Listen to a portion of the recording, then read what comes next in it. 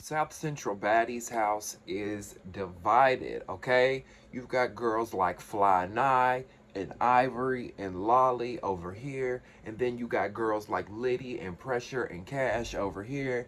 They got their own little teams, so to speak. And it's all going down on the season finale of South Central Baddies. You better believe we're gonna talk about it.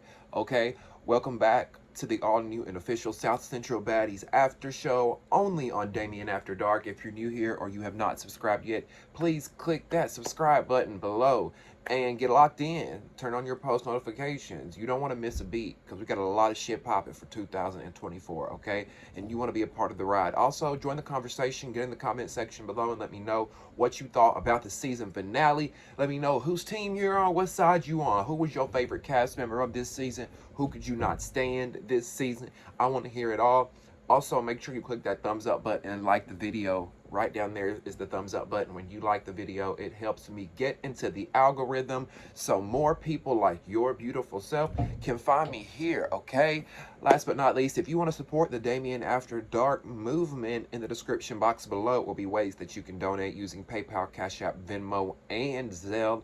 I will also post my Amazon wishlist there for those that choose to take that route. All right, we've reached the end, ladies and gentlemen, the end of season 4.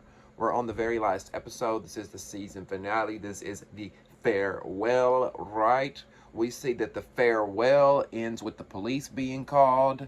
We don't see the police, but we know that at the end of the episode, ultimately production comes upstairs and says, look, you girls that went outside and vandalized this man's Uber wants to press charges, as he should, and we're gonna get into that. And that ultimately ended the show. We didn't even really get a proper goodbye, right? I wasn't expecting any kind of proper goodbye. I mean, this show has just been all over the place. It's a hot mess. It's like a Bad Girls Club on meth. It's like a Bad Girls Club.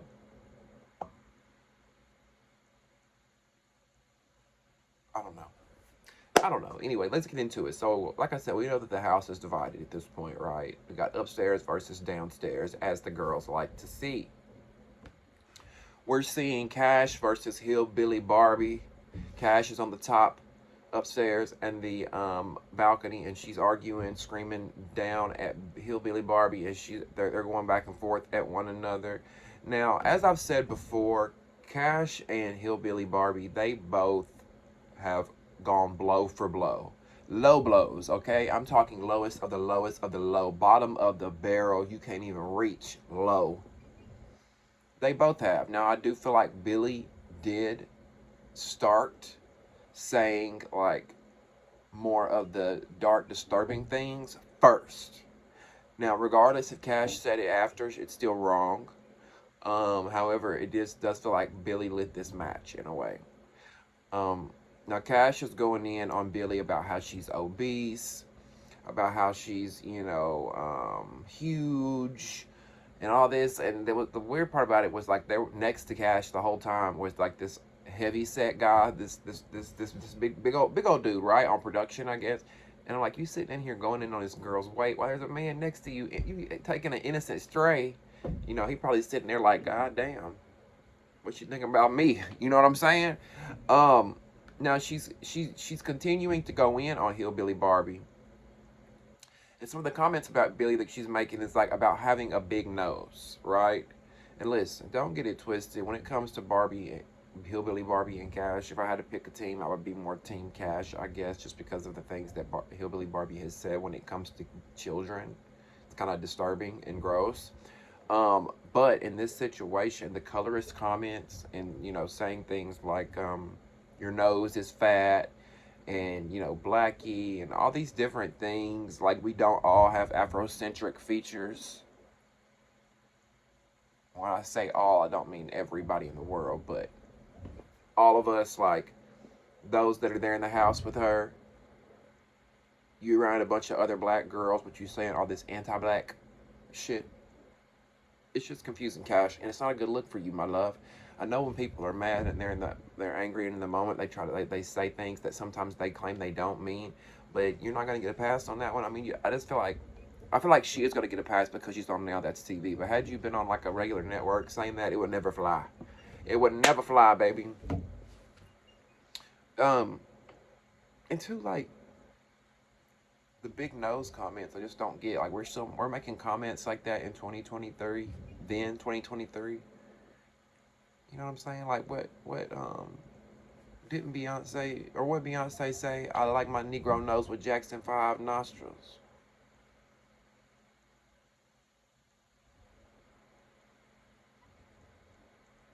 Right? I like my big old nose. I like my Negro nose with Jackson 5 nostrils. Earn all this money, but they never take the country out me. I got hot sauce in my bag. My daddy Alabama, mama Louisiana. Anyway, now Billy, when I was talking about earlier when it comes to Billy and why I kind of am more Team Cash on the situation is because she always goes into the jugular to the lowest of the low. You know, I tell people sometimes like, oh, when I get into a fight, if you go low with me, I'm going to hell, right? But Billy goes below hell. She goes to the depths, bottom of the ocean to hell. Like, she says, we hear her say, you know, I'll find your daughter and I will kill her. I'm not going to say it, but that's what she said. She said that she would do this to her daughter. The words, I'm not going to say it, the SLIT, her neck. And it's very disturbing. Very disturbing, negative, dark, twisted energy. Like, I'm like, because you can say all day long, oh, I'm just joking, I was mad, I was joking. But it's like, why is that even in your vernacular? Why is that in your vocabulary? Why is that even coming to your mind? Because when I get mad at somebody, the last thing I'm thinking about is I'll shit in your daughter's mouth. And I'll, like, do this to, you know what I'm saying? Like, it's just, like, what?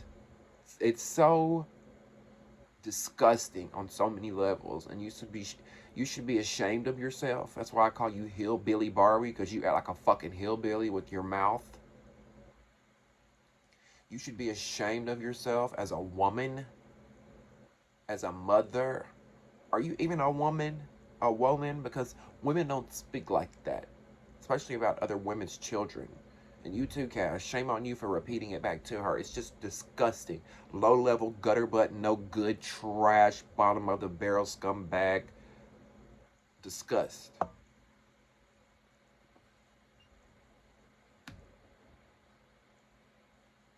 We see Fly Nye and Cash also going back and forth about some shit. I'm like, at this point, y'all are doing like Zeus Network and dragging out these scenes between Hillbilly Barbie and Cash and Fly Nye and Cash. Like, trim that shit down and move on because we really don't want to see it. Let's keep it pushing. Cash is telling Liddy and Pressure that they had nothing to do with messing with their bedrooms and, you know, things like that. And, you know, she never wanted to, mess with their bedrooms because they both knew, they said that they both knew that they didn't smoke weed. Cash said, I know you and Pressure don't really smoke weed like that. And Cash is mainly going after the person who stole her weed because remember, somebody got her weed an episode ago or two. And that's why they started going after folks. I took it as a, like, Liddy, Pressure, Cash, and Bree were all, like, taking it as an opportunity to kind of team up and come together and be like, look, I ain't got no beef, you ain't got no beef, you don't like those bitches, I don't like those bitches, let's kind of, I know we're not teams, but let's kind of look out for one another and let's kind of take them on together. That's what it I took it as, right? Because Liddy told all the girls, look, she had everybody in the room and she's like, y'all need to be more strategic. She's like, it's always been me and my cousin. I ain't really been in no team, but we all need to be more strategic. She says those bitches are the ones that stole Savannah's money because she says the way that they were pickpocketing locks and breaking in rooms and breaking in doors, referencing Fly Nye, referencing Hillbilly Barbie, Lolly, that whole group, Ivory, right? Liddy thinks because the way they've been pickpocketing doors and bursting in, when they bursted in that door and did cash in the way Hillbilly Barbie did that day in last episode, Now they're thinking, oh, y'all the ones that went in Savannah's room and stole her money the way y'all, you know what I'm saying? Which, I mean, it, you know, I can see where she's coming from. If y'all pickpocketing rooms that way and going in people's rooms, did you do that to that girl's money? You know, another thing I realized in this episode is that a lot of these girls' issues are so stupid and minuscule and little and just so dumb social media shit. Like something as small as one of the girls was, I think it was Fly Now I was talking about, she was in the comments putting laughing emojis. And ignore the shit and move on. Is it really worth fucking fighting over? Like, I can understand she spoke on my child. You know, I can understand certain things. But this dumb shit about, oh, you put laughing emojis in the live. Like, girl, move on. Move on. Now, everybody in the kitchen, right? Isaiah has told everybody to chill out, no fighting, let's eat, let's chill, whatever. Everybody in the kitchen, they getting their food, they doing their thing. And Pressure decides to just go, clock, Lexi right in the face. And Lexi went, oh, oh. Right? And she ran off into the Pressure and her 6 foot tall ass.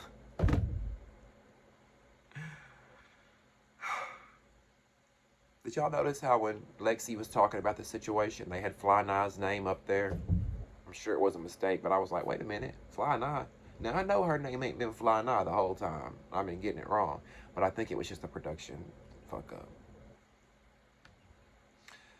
Lexi said she was chewing ice when Pressure bopped her in the mouth, so she kind of swallowed ice when she got punched. I think that really, that had to fucking hurt. I mean, it looked like it hurt. The way that Lexi scurried away, you could tell that it hurt. You could tell that she didn't want no smoke. She didn't want to fight Pressure. And I love Pressure. I do. I still love Pressure. But I'm like, damn, girl. I'm conflicted because Pressure says, you know, I'm doing this because she went into my room fucking with my shit. But at the same time, I was like, damn, she's so much smaller than you. Want her. Go knock Lolly. Because didn't Lolly fuck with their shit too? I don't know. I think she did. So I'm kind of conflicted on it. And, you know, Nina is mad because she's like, you know, Pressure's this big. And Lexi's this big. And I'm trying to fucking do Lexi's hair. Now I can't do her fucking hair. Isaiah said we're not fighting. And this bitch is in there fighting. You know, so she's upset about that. Lolly says that Pressure is the biggest bitch in the house.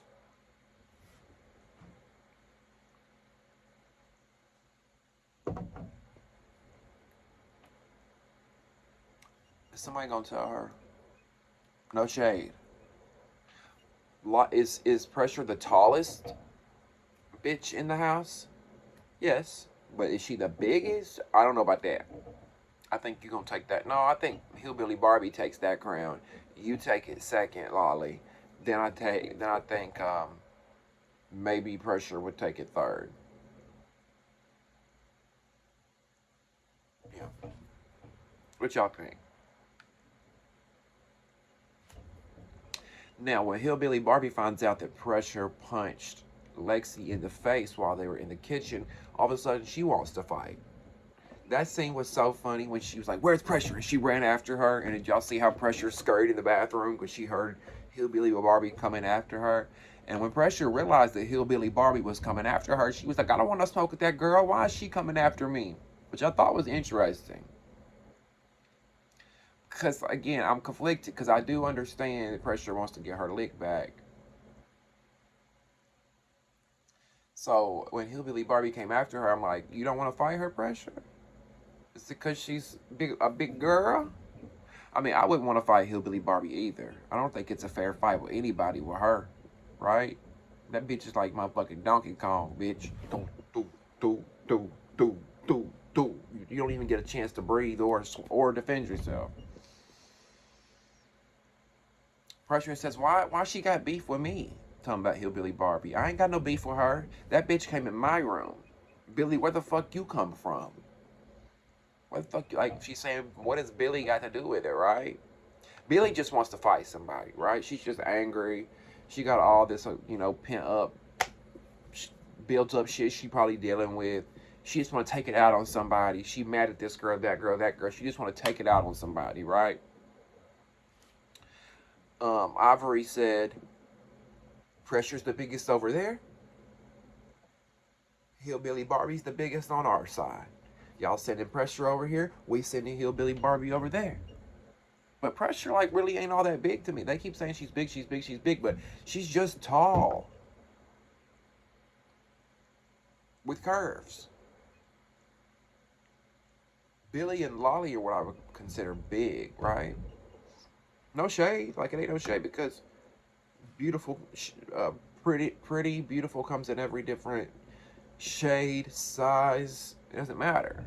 I'm not saying that they're not pretty girls. I'm just saying, like, y'all calling pressure big bitch, big. Like, Lolly and Hillbilly Barbie ain't under the same roof.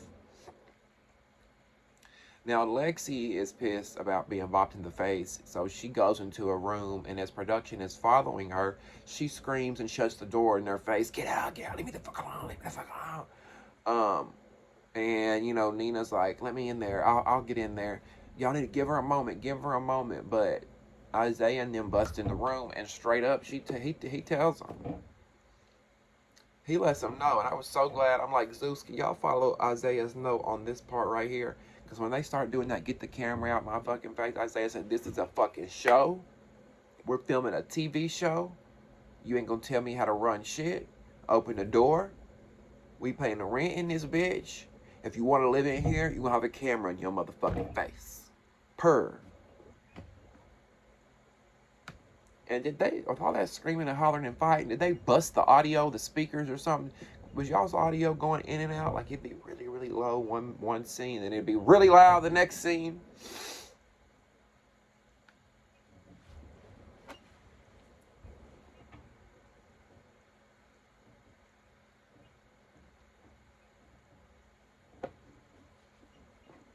Now, I don't know who the fuck Lolly thinks she is.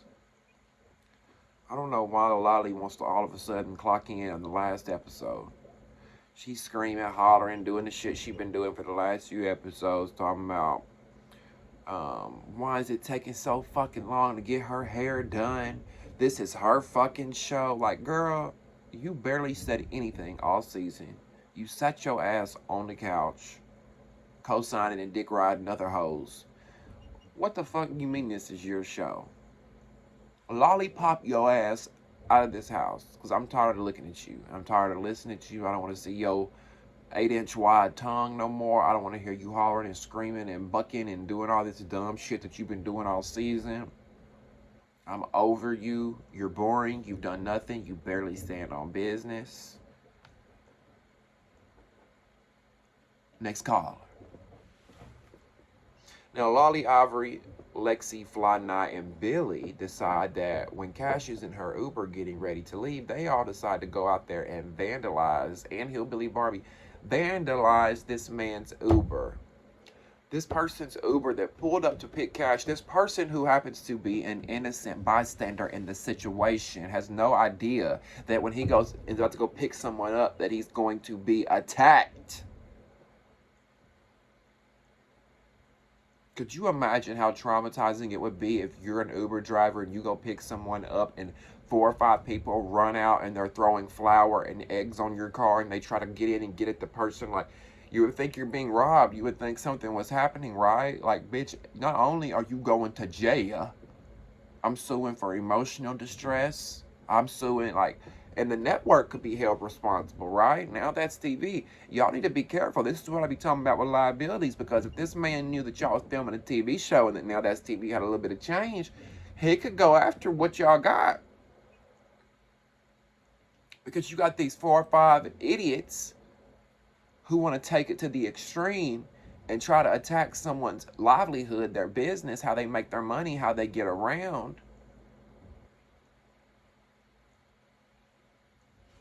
This man had nothing to do with the situation. Like, these girls have no couth. It was an all-time low. It was disgusting. This is why you have, this is why casting is so important. So you don't cast girls like this who have nothing to lose and will do anything for 75 cents. Everybody would be going to jail if it was me. Trash ass behavior. I don't care if it was just flour and eggs. It looked like the man had a dent in his car. The man,